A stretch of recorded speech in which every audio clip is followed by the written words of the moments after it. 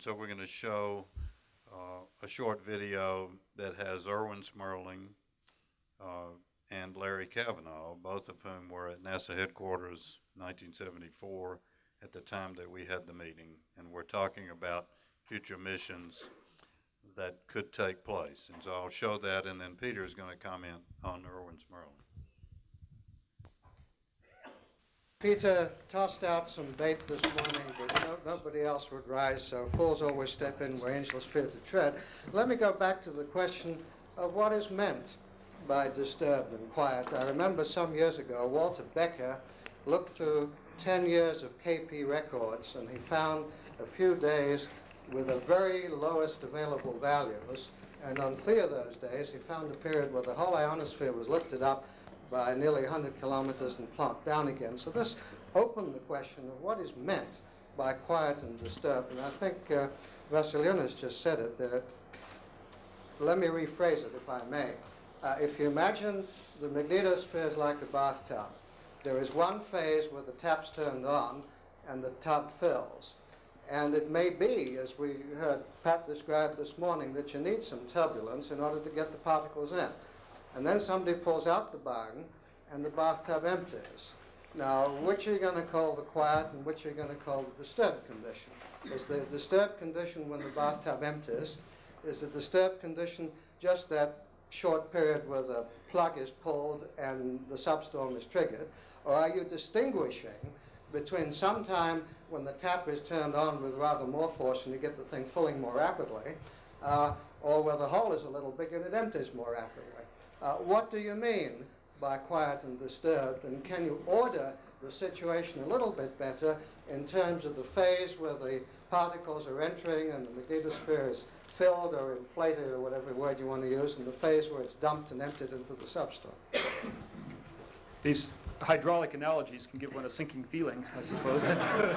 What I would like to discuss tonight is an announcement of flight opportunity that is soon to be released from NASA that will cover a very large number of satellites. As a matter of fact, I have to say in all candor, it's the most sweeping announcement of flight opportunity I've ever seen. But in the Explorer class series of satellites, a general announcement will be issued, and it will call for solicitation of experiment ideas for 4 major Delta-class satellites. And 3 of them are in the field of astronomy. An X-ray and gamma-ray time correlation explorer, an infrared telescope, and a low-energy X-ray EUV telescope. And the 4th is in our area, and it's an electrodynamics explorer. What is Electrodynamic Explorer? Well, it's 1 or 2 spacecraft. And the basic spacecraft will be quite similar to the Atmosphere Explorer spacecraft, like AEC, which is up in orbit now, and which is soon to be followed by AE, D, and E. And the features of this spacecraft are that it weighs in the neighborhood of 800 pounds, and it's capable of carrying about 200 pounds of scientific experiments, and it has roughly a 2-year lifetime, give or take a year.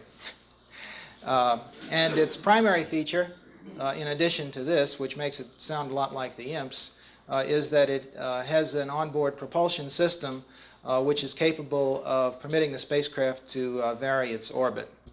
The first view graph is an attempt to show what the orbit of Electrodynamics Explorer might be. This is just a sample cross-cut of the magnetosphere, and the only thing important is... Can you back the gizmo a little bit? Okay, enough. Okay. Beautiful. That's good enough. All right. The primary region of interest will be if we concentrate on this magnetic field line, which is supposed to be roughly descriptive of the L equals 4 or thereabouts field line. In other words, roughly we're looking at the edge of the plasma pause. The orbit talked about most frequently for Electrodynamics Explorer is a polar orbit with about a 4 Earth radii apogee, and the nice characteristic of such an orbit is that over most of the orbit the spacecraft is following a magnetic field line. Now this is the orbit of the Electrodynamics Explorer A, which I guess I have to say in all candor may be the only Electrodynamics Explorer. If there's an Electrodynamics Explorer B, it will be the spacecraft itself and the instruments will undoubtedly be very similar to A. And the orbit of Electrodynamics Explorer B is essentially anything that the scientific working team thinks may make sense. The generic types of experiments which EE could accommodate would be electric and magnetic field experiments. And this is kind of important because those of you who are familiar with AE know that that AE doesn't have any long booms on it because of problems associated with buffeting low down in the atmosphere. Electrodynamics Explorer will permit long booms to make electric field and magnetic and sensitive magnetic field measurements. There could be a TV, although I say that rather guardedly because this would be a major contribution of the weight of the scientific payload if that decision were made. There would be particle spectrometers for both protons and electrons, some kind of a cold plasma instrument, and presumably spectrometers to look in the UV and IR ranges. And there could be many other things depending upon what kind of proposals might come in to NASA.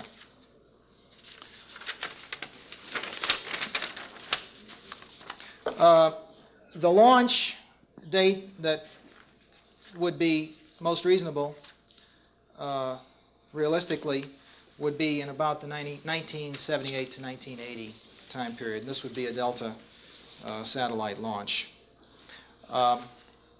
The procedure for selecting the payload, as I said, there will be an announcement of flight opportunity that you can expect to see in about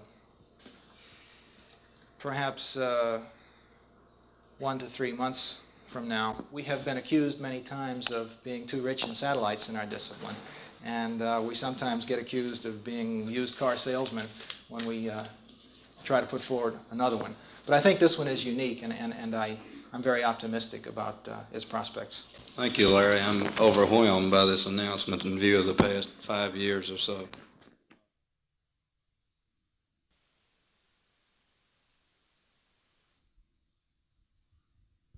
I think what I was trying to say was it seems like we'd been talking about that mission for quite some time, and it was wonderful to get to the point where, although Larry was a little ambivalent in exactly what it was going to be and when it was going to happen, at least it looked like that it was going to happen, and it did, and made a lot of difference in this area. So let me call on Peter Banks, who's going to talk about Erwin.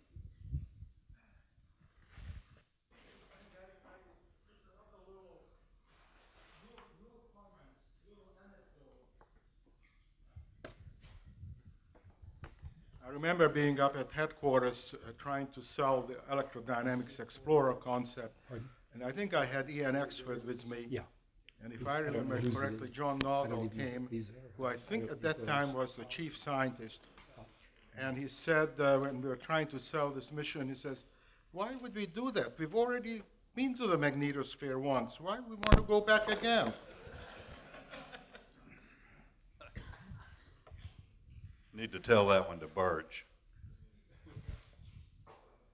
Maybe, well, there we go. Erwin R. Schmerling. There's probably no person in my professional life who's played a larger role than Erwin. And this picture is from a solar terrestrial conference in Sao Paulo in 1972. And I think you see his brashness, you see his sartorial glory, and he was always talking.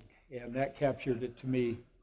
And I'd like to give a retrospective in a little deeper detail because, in fact, his biography isn't well known. I had to spend quite a few days going through this. And so you will learn various things, and it's a parallel life to several people who are here in the audience. The family history, I'll go through, and then parents and various things before he arrived here. And I need a pointer. Rick, do you have? There we go. This? There we go. No. It's too much. His grandparents. Many of you know that from about 1760 that a place called the Pale Settlement was created for Jews living in Western Europe. And that's this region, and Vienna is in the red dot here. And his forefathers lived in that area. It's not certain where. They were peasants. They were corn merchants. They sold meal. But in 1886, the Prime Minister of Austria in this region had a liberal government, and they opened the doors for resettlement by Jews from the Pale region back into eastern Austria. And his forefathers, great-grandparents, did migrate and over a period of time became bourgeois. And in particular, his family became diamond merchants. And that will play an important part, as you see in his life later, which I hadn't. The original name, family name, was Kornmel, and that was transposed to Schmerling. And Schmerling turns out to the origin is a small fish that lives in western Germany called the Loach. And it's 2 to 3 inches long and known in German as Schmerling. And there are other origins, but there is a family website that I discovered that is called Freud's Sausage, because other members of the same family sold sausages to Sigmund Freud in Vienna. Interesting family. So this is the family in about 1890, and you see that they're both female-male representatives, but the one that Erwin followed was David Schmerling and Mitzi, who were the parents of Erwin's father and mother in about 1890. And it's a well-dressed group of people that were rather powerful in Vienna of the time. His parents, Lily, who had a British passport but was Austrian, and Heinrich, his father, and here's Erwin at quite a young age. He was born in 1929, and quite a handsome-looking baby, if I do say so. And they lived happily there. A picture in 1935 of Erwin and his mother Lily and his sister Flora. In the Anschluss of March 1938, and this is a picture of the Austrian army lifting the gates to the German military forces, they were in serious trouble.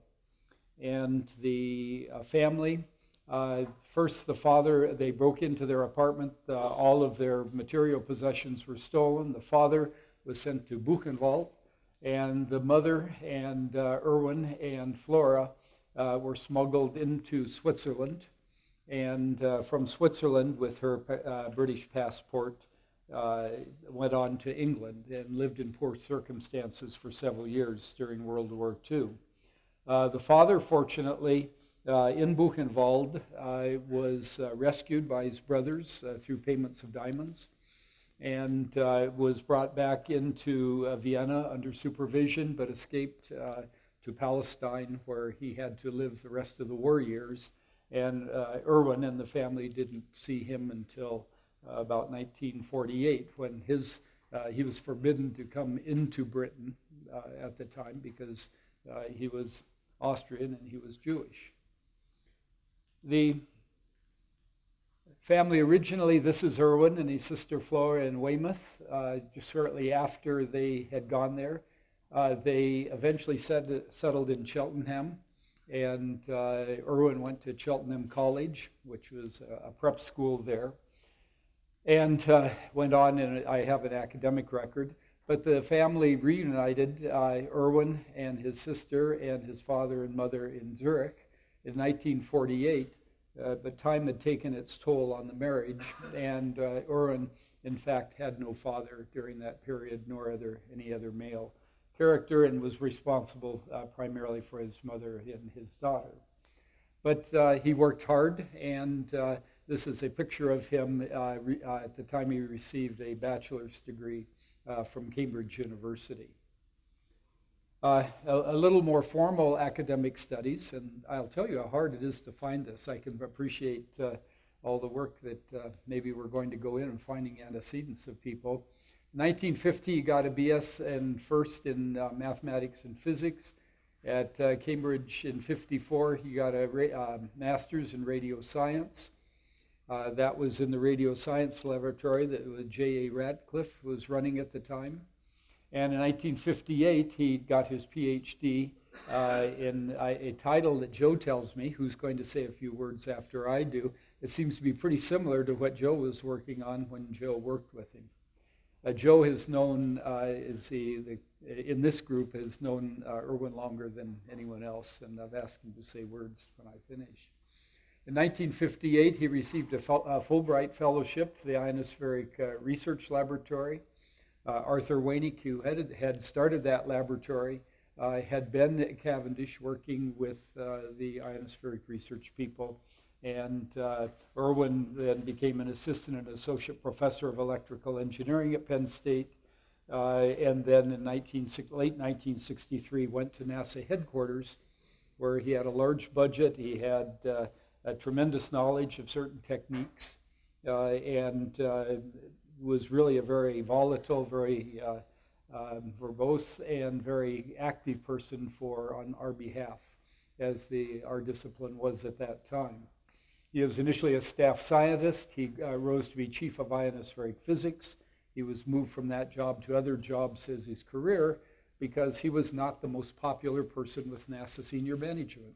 He was a thorn in their sides, and in a way, Dave Klempar here is sort of in that long succession of you, and he can tell us that how do you get things out of the next two layers of NASA management, and Erwin did it through very clever ploys using the outside world and his own intelligence.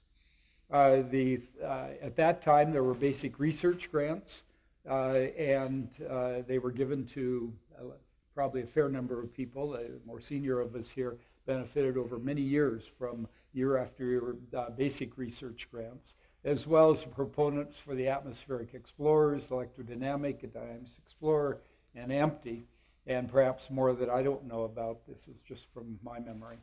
And he, of course, was at times sent to Goddard as punishment for things, transgressions in headquarters.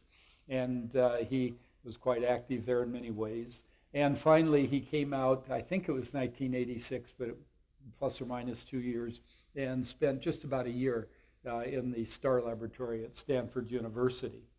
And he retired, I think, a little before 2000, and unfortunately, in the years between that and when his demise, he suffered from progressive mental degradation of a type I don't know, but we see it, in, of course, in many of our friends. His recognitions: he was a fellow of the IEEE. He received a medal from the Soviet Geophysical Society for his work in Russia. I don't have dates for these. He was a member of the AGU, Sigma Xi, and many other groups.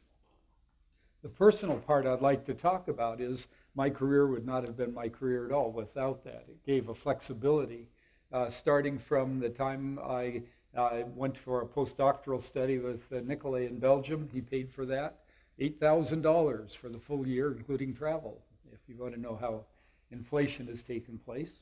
And from 67 through about 1980, all of the basic ionospheric plasma research work that I conducted at UCSD, Utah State, and Stanford was supported. And that included topics of the thermal structure of the ionosphere, polar wind, multi-stream photoelectron auroral precipitation codes, the first work with the Chattanooga radar. You'd say, gee, that's NSF, but it wasn't. Erwin was the guy that made and supported us. Aeronomy with Gaston Cocarts was subsidized by that, kept us going. The electrodynamic tether that flew with separate spaceflight money, but all the early work was done under that. And finally, even the Task Force for Scientific Uses of Space Station, which I led for, I guess, most of its lifetime, was funded before headquarters took it over and got Erwin away from being one of the primary contacts. These are the people that money supported. Joe, many of them 6 of them are here, 18 PhD students. Joe, Bob Shunk came with those money, later John Foster. Always his initial money, never each of these has their own grant structure and things, and John Foster working with Joe, and money from NSF. Paul Hayes came on postdocs, Cliff Anger, Hunter Waite, Jim Casting. Rick came and helped support him during that period of time. Andy, many times. He loved La Jolla.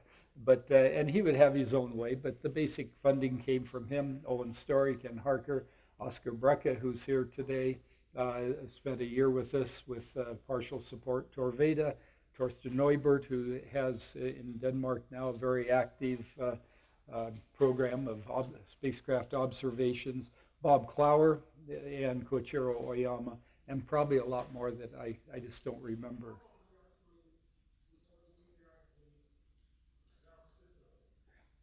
Well, it had to be in, well, he did, you can, pardon? Yes.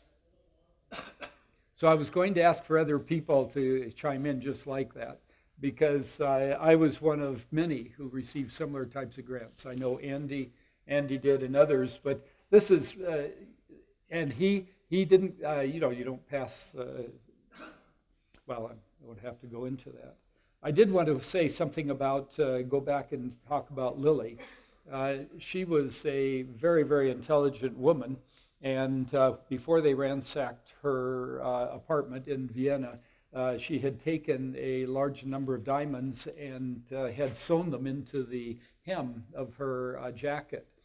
And so she was able, when she got to Britain eventually, to make use of that. It was her only form of support. And there is a gap in Erwin's career that was occupied with him having a job to support the family in the absence of his father.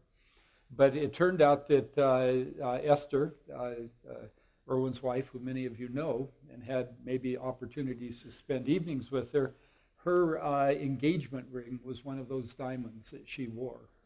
And so there's a closed circle. He was not a particularly devout Jew.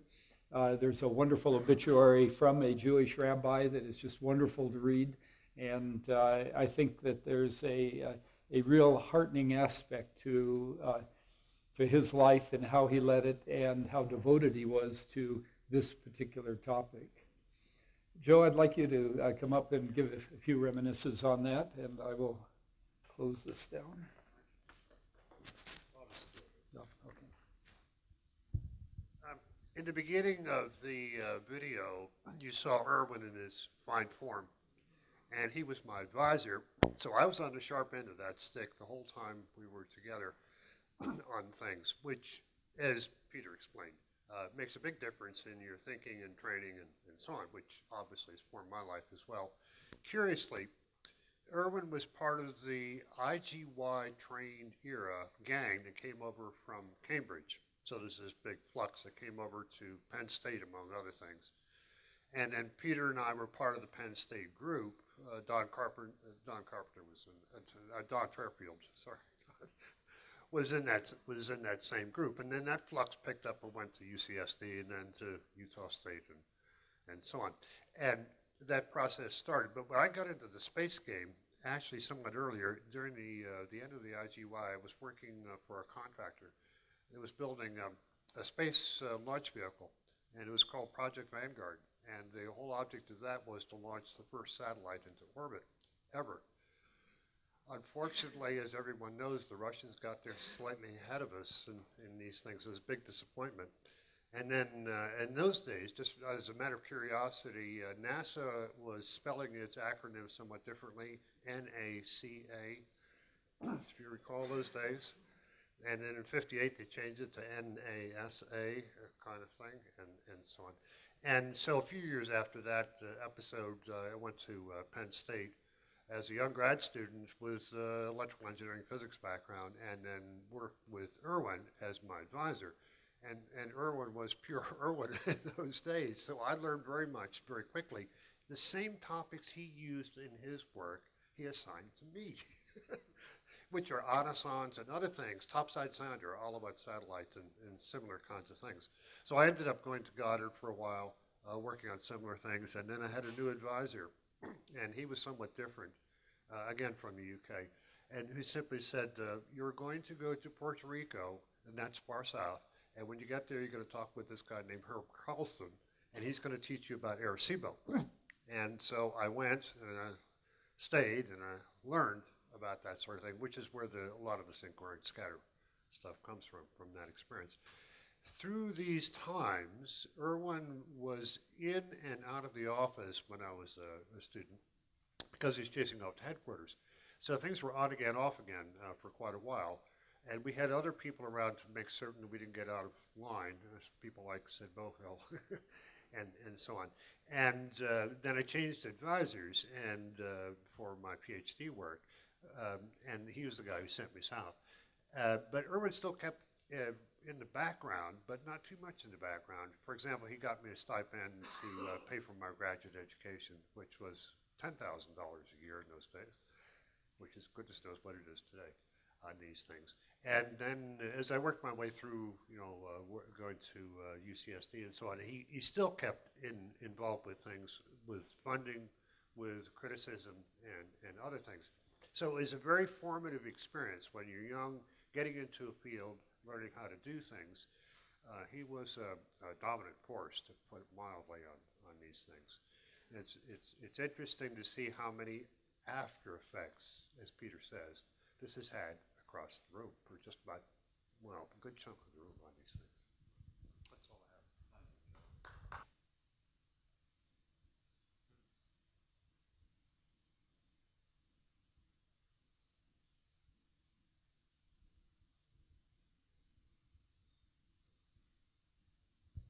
Historical tidbit. I talked with Erwin and Esther, and I was going to Vienna, and they said there is a street named after them. And so I went chasing around, and sure enough, there is, off the main inner ring kind of thing. So there's a long-term history for that family that's still there in Vienna, in the northeast corner, if you go poking around Vienna sometime. Thank you.